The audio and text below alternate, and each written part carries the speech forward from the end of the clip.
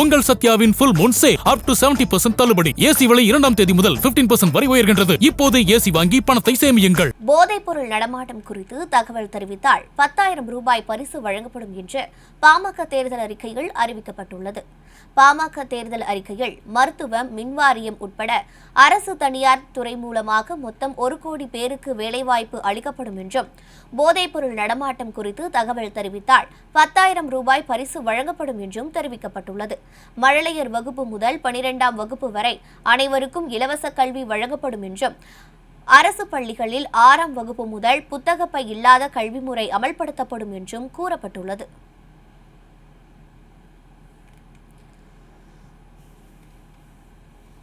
ஒரு நிர்வாக திறமை இருந்தால் செய்யலாங்க, நிர்வாகம் செய்யலாங்க. திறமை இல்லாதவர்கள் நிர்வாகம் செஞ்சா இப்படிதான் இருக்கும்.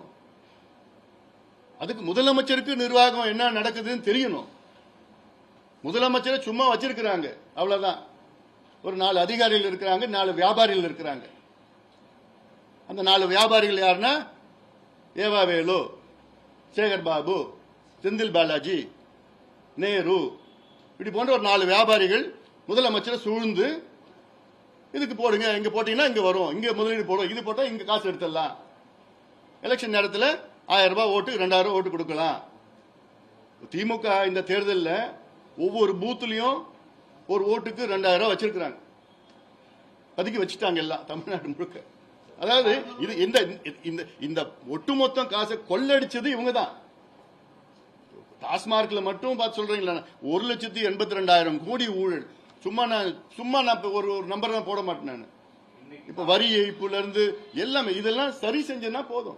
ஒன்னொன்னுக்கும் அதுல போதுமானது இருக்கு. நீங்க எவ்வளவு கடனை வாங்குங்க, கடன் வாங்குறது தப்பு கிடையாது. மூலதன செலவு பண்ணுங்க, இரிகேஷன் ஸ்கீம்ல பணத்தை போடுங்க, மெடிக்கல் காலேஜில் பணத்தை போடுங்க, அரசு பள்ளிக்கூடத்தை மேம்படுத்தி ஆசிரியர்களை போட்டு இலவச கல்வியை கொடுங்க, சாலைகள், தொழிற்சாலைகள் அதுல போடுங்க, தப்பே கிடையாது.